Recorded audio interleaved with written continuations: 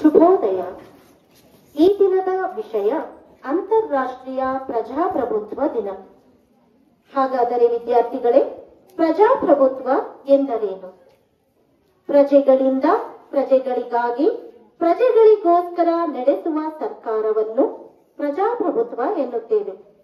ಈ ಪ್ರಜಾಪ್ರಭುತ್ವದ ತತ್ವಗಳನ್ನು ಉತ್ತೇಜಿಸಲು ಮತ್ತು ಜಾಗತಿಕವಾಗಿ ಅದರ ಪ್ರಾಮುಖ್ಯತೆಯ ಬಗ್ಗೆ ಜಾಗೃತಿ ಮೂಡಿಸಲು ಪ್ರಜಾಪ್ರಭುತ್ವದ ಆಡಳಿತ, ಮಾನವ ಹಕ್ಕುಗಳು ಮತ್ತು ಕಾನೂನಿನ ನಿಯಮದ ಮೌಲ್ಯಗಳನ್ನು ಬಲಪಡಿಸಲು 2007ರಲ್ಲಿ ವಿಶ್ವಸಂಸ್ಥೆಯ ಸಾಮಾನ್ಯ ಸಭೆಯು ಈ ನಿಯಮದಂತೆ ಪ್ರತಿ ವರ್ಷ ಸೆಪ್ಟೆಂಬರ್ 15ರಂದು ಅಂತಾರಾಷ್ಟ್ರೀಯ ಪ್ರಜಾಪ್ರಭುತ್ವ ದಿನವನ್ನು ಆಚರಿಸಲಾಗುತ್ತಿದೆ.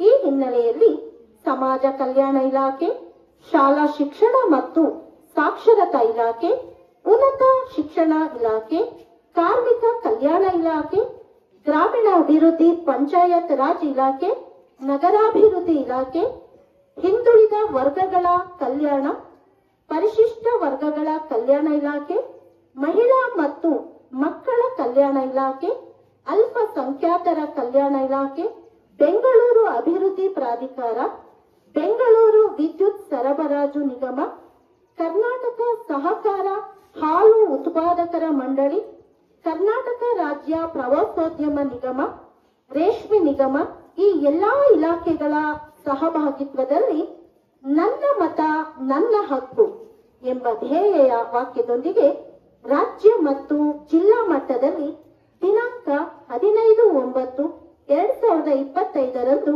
ಅಂತಾರಾಷ್ಟ್ರೀಯ ಪ್ರಜಾಪ್ರಭುತ್ವ ದಿನಾಚರಣೆಯನ್ನು ಆಚರಿಸಲಾಗುತ್ತದೆ. ವಿದ್ಯಾರ್ಥಿಗಳೇ, ನಾವೆಲ್ಲರೂ ಈಗ ಒಂದು ಪ್ರತಿಜ್ಞೆಯನ್ನು ಮಾಡೋಣ. ನನ್ನೊಟ್ಟಿಗೆ ಎಲ್ಲರೂ ಈ ವಿಚಾರವನ್ನ ಹೇಳಿ. ನಾವು ಪ್ರಜಾಪ್ರಭುತ್ವದ ಮೌಲ್ಯಗಳನ್ನು ಗೌರವಿಸುವೆವು. ನಮ್ಮ ಹಕ್ಕುಗಳ ಜೊತೆಗೆ ಕರ್ತವ್ಯಗಳನ್ನು ಕೂಡ ಜಾಗೃತವಾಗಿ ನಿಭಾಯಿಸುವೆವು. ನ್ಯಾಯ, ಸಮಾನತೆ ಮತ್ತು ಸ್ವಾತಂತ್ರ್ಯಕ್ಕಾಗಿ ಸದಾ ಬದ್ಧರಾಗಿರುವೆವು. ಕೊನೆಯದಾಗಿ, ಪ್ರಜಾಪ್ರಭುತ್ವವು ಕೇವಲ ಒಂದು ವ್ಯವಸ್ಥೆಯಲ್ಲ, ಅದು ಜನರ ನಂಬಿಕೆ, ಭರವಸೆ ಮತ್ತು ಬದ್ಧತೆಯ ಪ್ರತೀಕ. ಧನ್ಯವಾದಗಳು.